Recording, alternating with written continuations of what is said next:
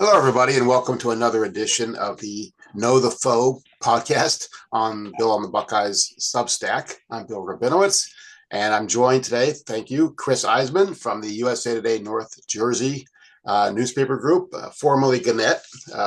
We used to be with sister publications. I've obviously left the Dispatch and Gannett, but Chris is still there and plugging along with a tough season, another tough season at Rutgers. How you doing, Chris? I'm doing well, Bill. How are you? I appreciate you having me on. No, always nice to have you on. Well, from the outside, it looks like Greg Schiano's rebuild of Rutgers is kind of plateaued. Is that fair, or is it more injuries and circumstances, or how would you describe it?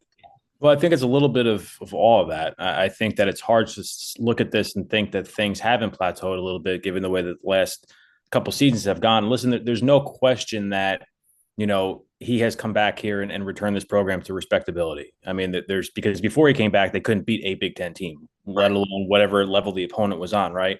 But now he's at least gotten the program to a point where, for a couple of years, the last couple of years, bowl games were in the picture. They're at the point where they can beat, bad Big Ten teams.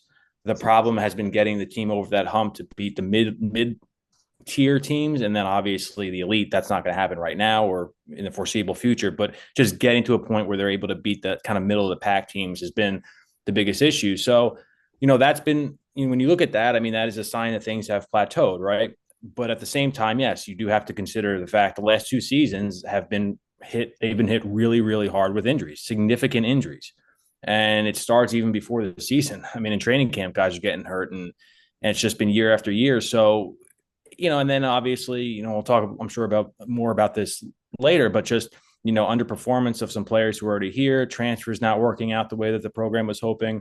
So, yeah, I mean, I think you look at all of that, and while he has certainly returned this program to respectability, and it's not a doormat that it was before he got back, there's no question that things have kind of gotten a little bit stagnant here the last couple of seasons, and especially this year. Let's kind of go through this year quickly. They beat Ohio, which obviously Ohio State fans are familiar with, 34-31 the opener. Beat Miami University 45-17. The only other wins are at Purdue 27-24 and Maryland 35-20. And Maryland, as we all know, is the traditional Maryland tank. Yes. Yeah. Once Yep. Big Ten Was team. well underway by the time they arrived in Yeah. Pacific. There haven't been a lot of blowouts. I mean, the only blowout really was Illinois 35-13. Well, Washington, I don't know how that game played out, 38-19. But somewhat respectable. But again, you summed it up very well. They can be competitive with the mid-level teams. They actually had a pretty easy schedule. And haven't played Michigan, they haven't played Indiana, haven't played Oregon. Yeah. So next week is Penn State, and that's where the bowl hopes hinge on, right? Probably, assuming they don't pull a shocker this weekend. Yeah, they did play Oregon, and that was one of the blowout Oh, I'm games. sorry. I'm They sorry. played them here. Yeah, yeah. It kind of that game kind of gets lost in the shuffle a little bit because it was Yeah, I'm kind of sorry. a forgettable, There it is, right in front of me. forgettable game for sure. Well, it's funny because when the schedule came out this year, like this was like last year was kind of a more manageable schedule, right? Like everybody, that was a schedule where they didn't have a lot of the Big Ten behemoths, so people were hoping that they could take advantage of that. Injuries caused that to not happen, right? That was a whole other story.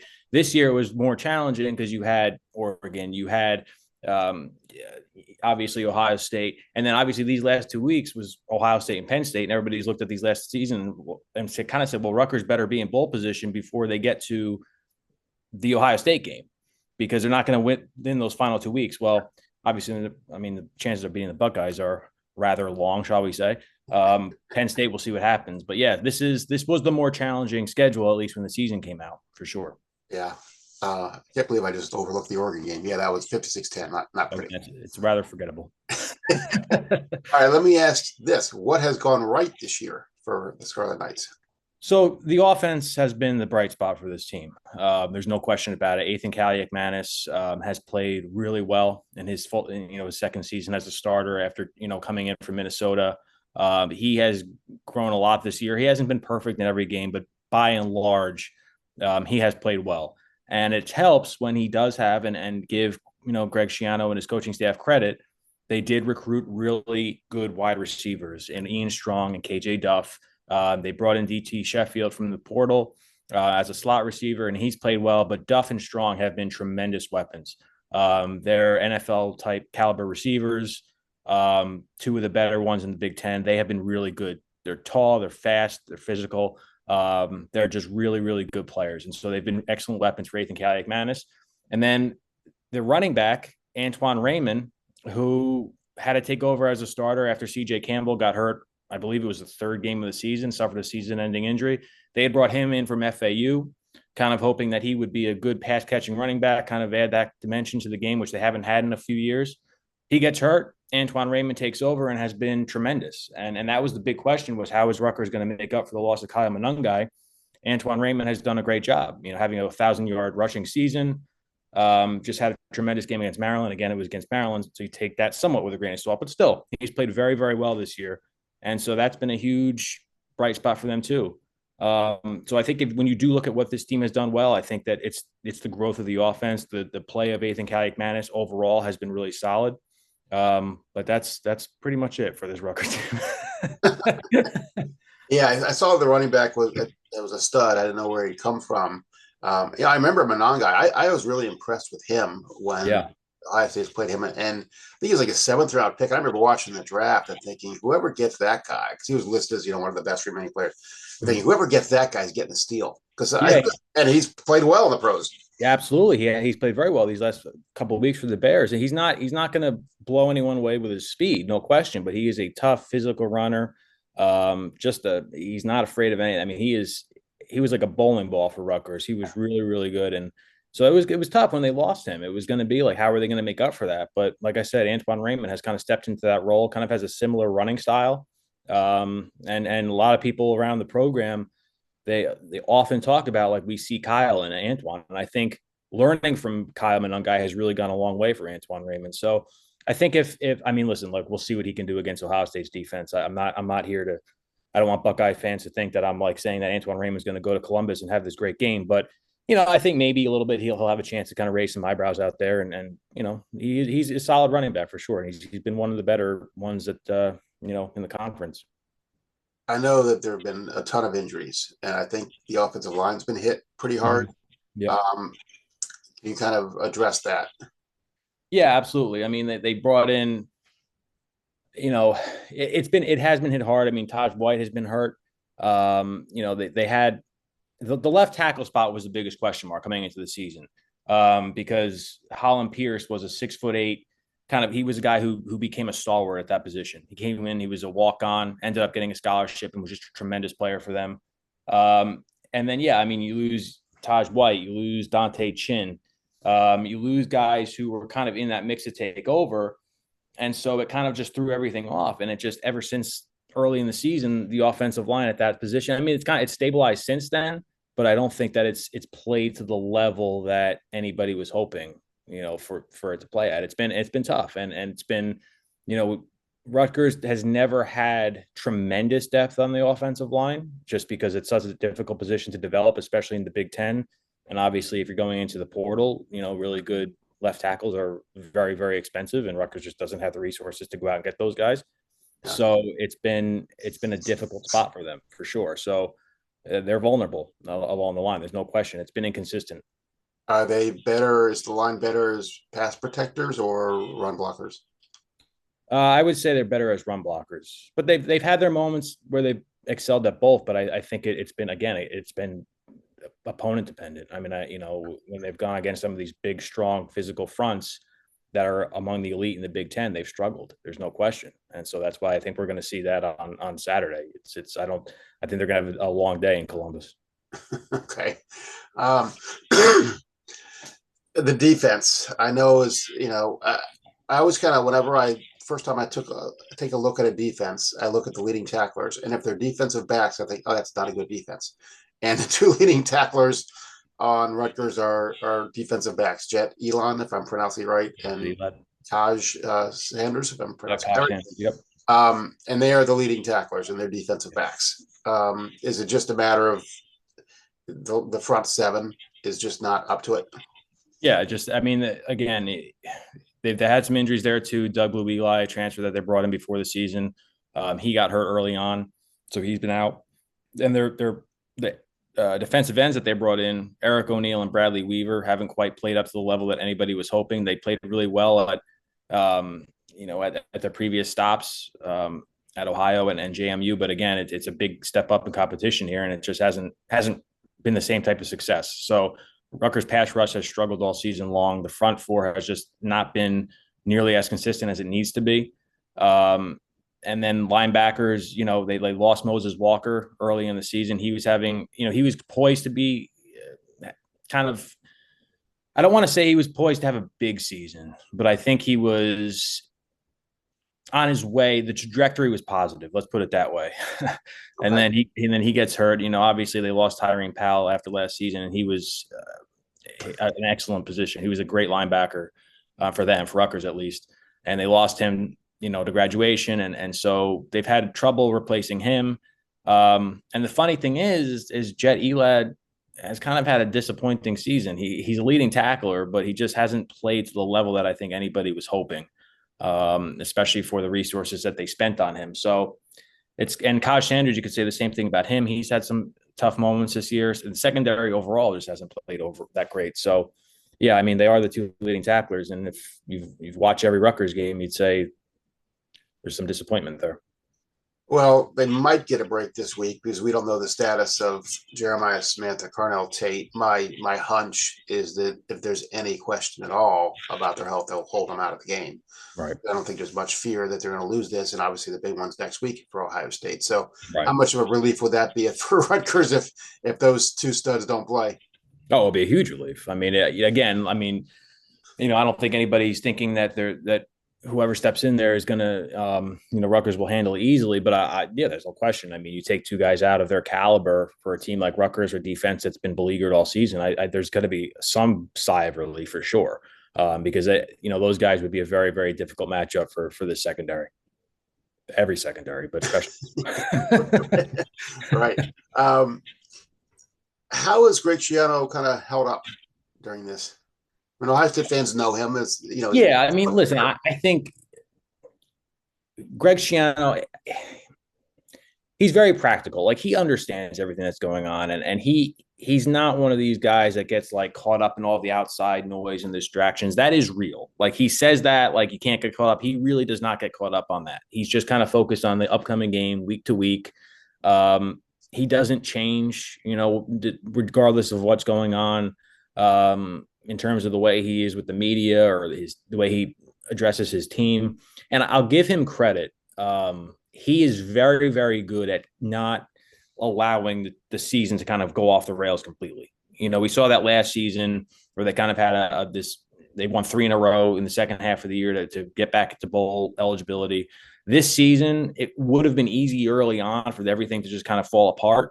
He's kept this team at least in the running for a bowl game, right? They're at 5 wins now. We'll see what happens these final 2 weeks. But, he's handled this, I think, as well as possible, given the circumstances. He's very good at just kind of keeping everybody focused on what's ahead of them.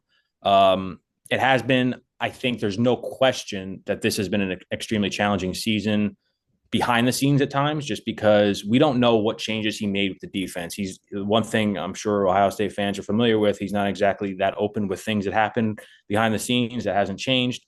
We don't know if we can kind of believe and have reason to believe that he has taken over the play calling on defense. And he certainly has had a bigger role with the defensive game planning.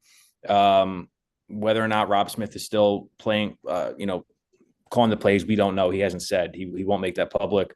He did move his, he always had his Monday press conferences, and he moved those to Tuesday, which would allow him in theory to have more time for game planning.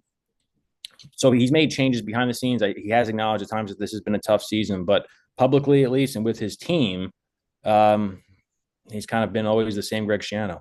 Yeah. How have Rutgers fans kind of handled this, I guess, mediocrity? I mean, people understand Rutgers is at least I think they do. They're not going to be a top Big Ten team, but respectability and being in the second tier is probably what is realistic for Rutgers fans. haven't gotten there. After the amazing success he had the first, his first time at Rutgers, are people disappointed, or are they like, okay, we understand the circumstances? I think there's probably more disappointment every year, if that makes sense. I think that there's because I do think that Rutgers fans were understanding of the situation. I think they fully nobody was like blind to the climb that Rutgers had, right? I mean, fans who have followed this, and there's not a ton of fans here who follow the team like the ins and outs every week, all season long, all year long. But the ones who do understand the situation and understand the challenge that he had. So I think that there's growing disappointment that Rutgers hasn't quite gotten over that hump, as I said earlier, of beating those mid-level teams. So I think every year that grows a little bit more, but also there's a fan base, there's a segment of the fan base that is realistic and understands that if you don't have the NIL resources to compete and to build that depth, it's not going to happen that easily. So a little bit of both. I think there's growing disappointment, but I think there's others who understand that he's kind of done a lot of this with one hand tied behind his back.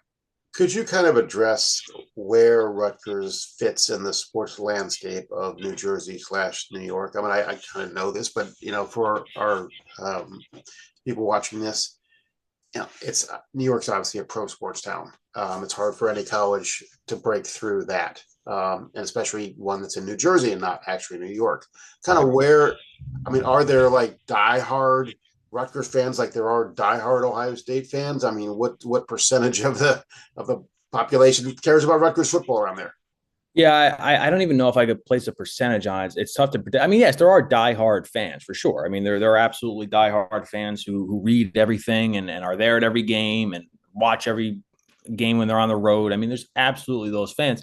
It's always been difficult for Rutgers to kind of break through in a market where you have New York and all the pro teams there. You have the Jets and Giants, and then you have Philadelphia, which is about an hour and 20 minutes, an hour and a half south, and you have Eagles fans down there. And so it's always been tough for Rutgers to kind of gain the attention and kind of get that support on a large scale. So I think that there was more hope that there would be some breakthrough, but it hasn't quite happened to that level. Are there diehard fans? Sure, but it's a smaller group than I think any other Big Ten program. How has Rutgers handled the NIL transfer portal era? Has it helped them? Has it hurt them generally? It's hurt, no question. It's hurt because they just don't have the level of resources that they would need to be competitive as they needed to. And listen, there's no question that they have failed miserably, or they did fail miserably under previous athletic director Pat Hobbs, who basically fought every NIL effort at every turn. So what Rutgers is now going to do is now doing under Kelly Zinn, who to her credit has been really, really good since she's gotten here from LSU, where she was the second in command there. She's kind of started the NIL push. That's their kind of new endeavor, their new initiative to generate funds. She's confident that they're going to be able to be competitive in the portal after the season, and she'll raise money to help make that happen. But this is the first time, which is kind of hard to believe, and Greg Schiano actually kind of had I don't want to call it a rant, but a little bit of a rant during a press conference earlier this season where he said, we have never tried this, not at a Big Ten level, forget that, just at a Division I level. They have never tried to be competitive. They have never had a plan to be competitive in NIL. So this is the first time. And that's why I said he's kind of done a lot of this with one hand tied behind his back, because he just, and not to go too far into this, but that's where the issue is for Rutgers, right? Like they have had money to be competitive somewhat in the portal to get starters, but it's when starters get injured, the drop off on the depth chart is so significant. That's where the problems start to occur. That's why Rutgers has a tough time being competitive. They haven't had the ability to build up real quality depth at every position. And in a conference in the Big Ten where it's so physical, game in and game out, and injuries happen, that's a tough thing to sustain over the course of a long season. This is not the first year that Rutgers has really been hit by a ton of injuries. I read a story of yours that addressed that. How much is that? Are they thinking that that's just, hey, it's a violent sport, and how much is it we are not doing something right here? Well, so Greg Schiano, he parted ways with Jay Butler after last season. He was the longtime the director of sports performance, essentially strength and conditioning. And he was a longtime Schiano guy. He worked with Schiano down with the Tampa Bay Buccaneers. Obviously, they've been friends for a long time. So that was a significant move when Schiano made a decision to part ways with him. He promoted Spencer Brown up into that position this year. Obviously, the injuries have continued to occur.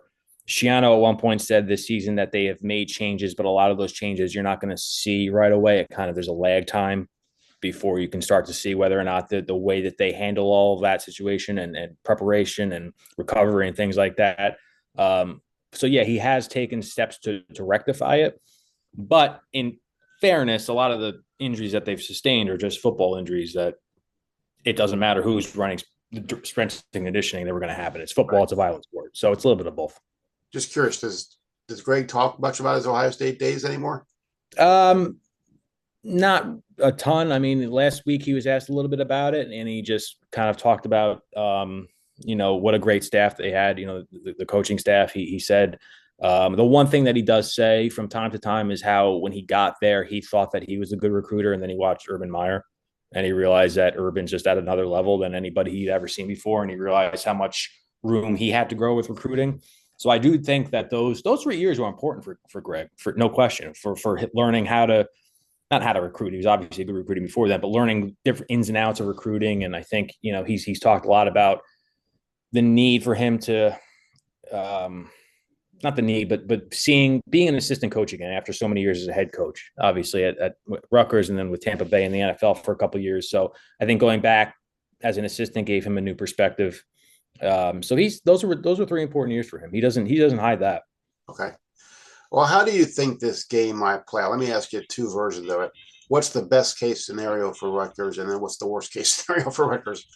Best case scenario, Rutgers goes in. I don't think anybody. I'm not going to sit here and say Rutgers goes in and pulls off the upset, but I think Rutgers goes in, shows some competitiveness, keeps it fairly close, and gets out with no major injuries. That's the best case scenario. Just get back on the plane back to New Jersey as healthy as possible.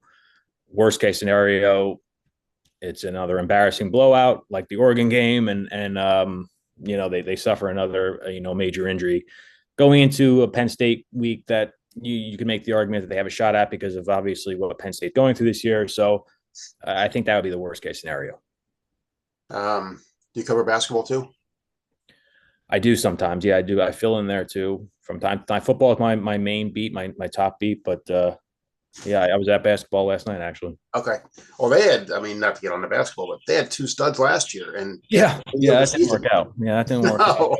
That didn't go so well. Yeah. So, is the basketball team going to be better this year? Yeah. No, I don't think so. That's not the early indications. And looking at the roster, it's not going to be much better. So. Okay. Well, I'm sorry, Chris. I know you're not playing, you're not getting hurt, you're just covering the team, but yeah, we'll be okay. It can be drudgery when a team is not good. Although I will say covering a 10-0 team that doesn't ever have a competitive game can be a challenge too. That's true. That's the flip side of it. That's the flip side of it. Yes, that you start to run out of stories. There's only so many ways to write how good a team can be. There's only so many adjectives you can use for dominant and everything else. So right. Yeah. Well, if Ohio State had to cut the kind of season that Rutgers has most years, it would be tough around here. Yeah, I can imagine that. Yeah, and because there's no, we have the Blue Jackets and the Columbus Crew in soccer, but we don't have 15, big time sports like you have there. It's easy to forget about Rutgers, right? They're not having a good year. What are they? Yes, exactly. We'll see you next year, but in Ohio, this is kind of it. Although this is a great competition. Which team? Which team's fan base has 2 worse NFL teams right now? Jets, Giants versus Bengals, Browns. That'd be a good one. That is a good one. That is tough. I think honestly, at least the Bengals have had some decent years lately. I had some hope. Jets and Giants lately, it's been bad for the better part of the last decade. Yeah, this year's a brutal one. This year's tough, but at least in recent seasons there was some hope with the Bengals, obviously with what they've been able to do a little bit. But yeah, this year notwithstanding. Well, I think when we start veering off into basketball and to comparing NFL, bad teams, it may be time to wrap it up. But, Chris, you coming this weekend? I will not actually be there. I will be covering from home.